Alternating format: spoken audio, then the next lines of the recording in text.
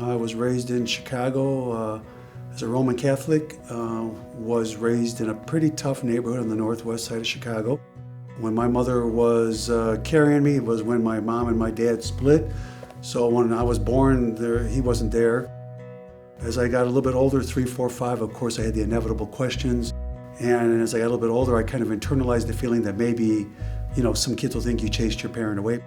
And being raised Roman Catholic, I never really learned a lot about God. I learned about the formalities, the rituals of being a good Catholic, but I never really learned a lot about relationship with Jesus.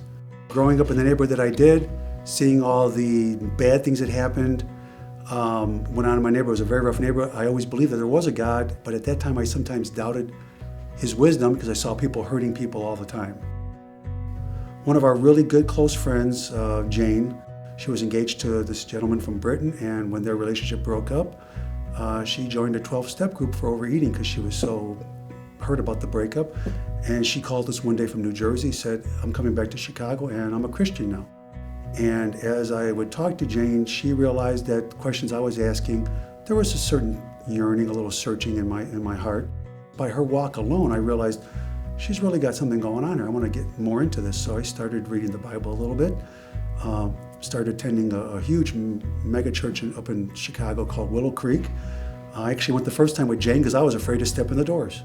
I literally thought my tongue was going to burst into flames because I thought, I'd been pretty much kind of a party animal my whole life. And along the way, I started to get these feelings in my heart.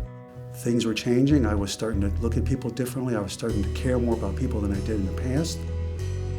I realized one day I wake up and there's that funny little still voice that I've been told that you'll hear every once in a while. And there was that still voice in my head that just said, I'm sitting there having breakfast and it said to me, Mike, you've been forgiven now, you have to do some forgiving. And the one person I immediately thought of was my dad, John. A lot of who I am now, a lot of what I went through back then, I had a lot of angst because my father wasn't there. It was a very rough neighborhood. I had to learn how to deal with things on my own. I didn't have someone to run to. And just the idea that how can I forgive this person who wasn't there for, pretty much most of my life. The last time my dad and I had talked was when I was about 14. But I realized that the voice was telling me what I needed to do.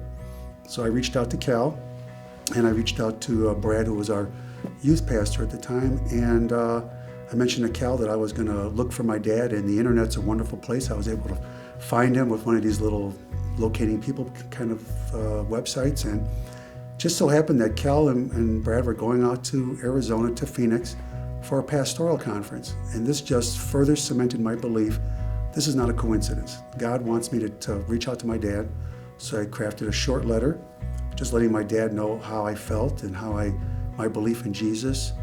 My being forgiven was leading me to forgive him. Now, of course, I was putting myself out there on a limb because my dad, who I felt walked away from me years ago, might have done it again. But I figured all I can do is follow my heart, follow the feelings that Jesus was putting in me. And if my dad decided that he didn't want to, talk to me, then I did all I could do, and then I have a clear conscience. Cal and Brad go to my father's house. Cal called me after they left and said, we talked to your dad for a while, and he seemed pretty shook up by the letter. He was very, it was kind of a surprise, of course. And then within about 15 minutes after that call from Cal, I got another phone call, and I knew instinctively it was my dad. And we talked for a while. We talked to his wife for a while, and we just started talking little by little. It took a great deal of courage for him to author that letter. And that letter from my son conferred upon me a gift of monumental proportions. Because now when I look in the mirror, I can say, I am a father. Because he's given me that gift. Since then, we've kept on talking, we've kept on writing letters, and my dad has been visiting us now in Springfield. It's going to be 2.5 weeks now that he's been with us. And we're seriously looking at the possibility of my dad moving to Springfield so he can spend the last good years of his life with us. It's funny how the Lord works. It's kind of funny which tribulations and trials he's taken us through, but as I've learned from the Bible, the trials he gives us just makes us stronger, makes our faith stronger. And I've found that all this that I've had in my life now is only because I realize that I have to forgive what I've been forgiven. Forgiveness means I have been forgiven and given back my son.